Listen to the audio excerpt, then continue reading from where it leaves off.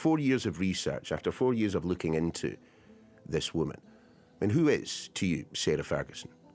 Well, Sarah Ferguson is a woman of great charm, great ability, a woman who could do a lot of good, has a great empathetic feel for particularly deprived children, but is also someone who is highly manipulative, greedy, needy, um, and not very, shall we say, wise in the decisions she makes. Okay, so you guys know I love digging into some royal drama, right? And this one is a doozy. It involves Sarah Ferguson, you know, Fergie, the Duchess of York, Prince Andrew's ex-wife. And it's not just your run-of-the-mill royal scandal. This is about some serious alleged financial mismanagement. We're talking about unpaid wages to her staff, like tens of thousands of dollars. I mean, come on. So the story that's resurfaced involves an email from way back in 2011. But it's not just some random rumor, it's an actual email printed out sitting on a desk. That's how serious this was. It was sent by Johnny O'Sullivan, who was Sarah Ferguson's assistant at the time, and it was addressed to Amanda Thirk, who was Prince Andrew's private secretary. Now, both Andrew and Sarah were copied into this email exchange. Why? Because O'Sullivan hadn't been paid. According to the email, he was owed just under $60,000 in unpaid wages. Now, originally, the amount was even higher, over $72,000, but he agreed to reduce it in an attempt to reach some kind of agreement. That reduction alone tells you how desperate the situation had become. In the email, O'Sullivan says clearly that financial arrangements had been agreed directly between himself, Prince Andrew, and the Duchess for more than 2 months. Yet there was still no plan in place to pay him. He explains that he had endured real hardship because of the non-payment and that he was struggling to support himself while trying to pay for his MBA course at Columbia University. This was not a casual reminder email. This was a formal plea. And it's worth pausing on this because this is not a tabloid headline. This is someone putting in writing that they were owed money for work already done, that they had waited months patiently, and that they were now under serious financial strain. So, what happened next?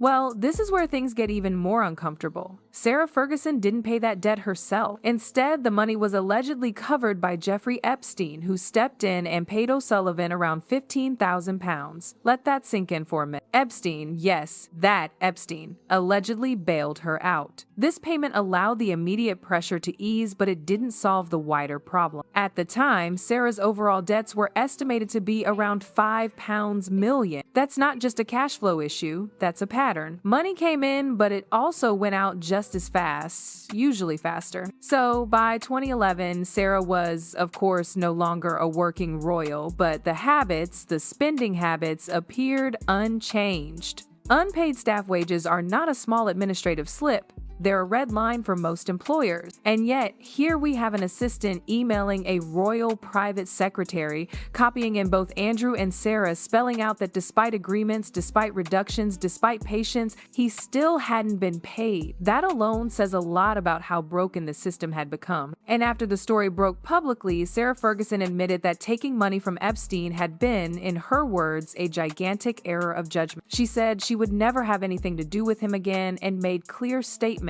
condemning sexual abuse. But even there, the financial context is key. She didn't say the debt was not real. She didn't deny that the wages were owed. The issue was not whether money was owed, but who ended up paying. What often gets lost in the wider scandal is that at its core, this was about unpaid wage. Someone worked, someone was not paid, someone else stepped in to settle it. That is the paper trail. And it fits neatly into what many former associates have described over the years. Chaotic finances, promises made, payments delayed, negotiations to reduce what was owed, and eventually a bailout. Complete lack of accountability while others pay the price. It's also telling that this email was printed out and kept. The photograph showing the email on the desk was taken years later in 2015 during a photo shoot at Epstein's home. The email was still there 4 years after it was sent. Why keep it? Why have it printed out and sitting on the desk like that? I don't know the answer to that. The exact reason is unclear, but the fact it existed and was preserved tells us this was not viewed as trivial. Sarah Ferguson had a long history of financial instability. By 2011, that instability had reached the point where a senior member of her staff was owed tens of thousands in wages and had to formally complain. The debt was not settled by Sarah herself, but by a third party, and this was happening against the backdrop of millions in accumulated debt. If you step back and look at it plainly, it paints a picture that is sadly consistent. Lavish spending followed by financial shortfalls, reliance on others to step in, repeated public embarrassment, promises to do better, and then another crisis. This email is not shocking because it is sensational. It is shocking because it shows how little she cared to learn lessons from her past, or perhaps any empathy for the worker struggling to get by without an income. Unpaid wages, missed bills, desperation, and damage control. So, I want to ask you, when you look at this email and the wider pattern around it, do you see a one-off mistake, or do you see the same story repeating itself yet again? Let me know what you think in the comments. Okay, so, this whole thing with Fergie, it's not just a one-time screw-up. It's like a recurring theme in her life, right? And it kind of makes you wonder, like, what's going on behind the scenes? Is it just bad luck, or is there something else at play here? Because let's be real, owing your staff that much money, especially when you're living this super lavish lifestyle, it's not a good look. And the Epstein connection?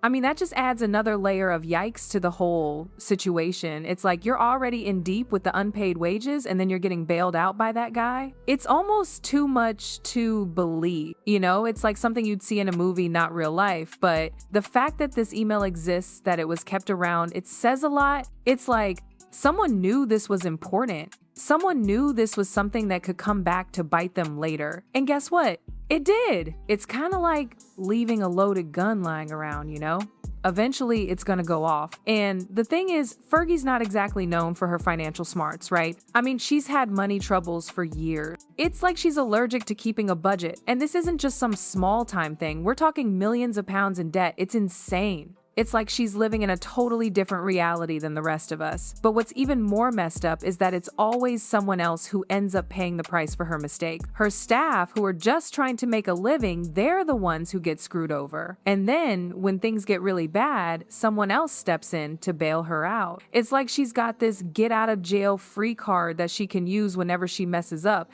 And it's not like she hasn't been warned, right? I mean, she's been publicly shamed for her financial blunders before. She's promised to do better, to be more responsible. But then, what happened? She goes right back to her old ways. It's like she can't help herself. So when you see this email and you see the whole pattern around it, it's hard not to think that this is just who she is. This is how she operates. It's like she's living this fantasy life and she doesn't really care who gets hurt in the process. And maybe that's too harsh. Maybe I'm being too judgmental. But it's hard not to feel that way when you see the same story playing out over and over again. I mean, how many chances does one person get? And you gotta wonder, like, what's next? What's the next financial disaster waiting to happen? Because let's be honest, it feels like it's only a matter of time before something else blows up. It's like a ticking time bomb, just waiting to go off. And who's gonna be the one to clean up the mess this time? Will it be another staff member, another wealthy benefactor, or maybe even the royal family itself? It's anyone's guess at this point.